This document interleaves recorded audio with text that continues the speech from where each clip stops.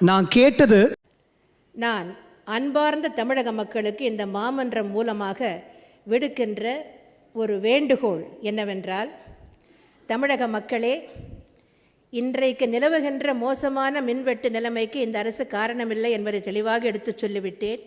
இருப்பினும் நீங்கள் நம்பி எங்களிடம் இந்த ஆட்சி பொறுப்பை ஒப்படைத்திருக்கிறதால், நீங்கள் எங்கள் மீது நம்பிக்கை வைத்து, என் மீது நம்பிக்கை வைத்து ஆட்சி பொறுப்பை எங்களிடம் ஒப்படைத்திருப்பதால், உங்களுக்கு தேவையான மின்சாரத்தை வழங்க வேண்டிய கடமையும் பொறுப்பும் எங்களுக்கு இருக்கிறது. ஆகவே அந்த இலக்கை நிச்சயமாக அடைந்தே தீர்வோம். மோசமான மின்வெட்டு நிலைமையை கடந்து விட்டோம். ஆனா அவர் எனக்கு கொடுத்தது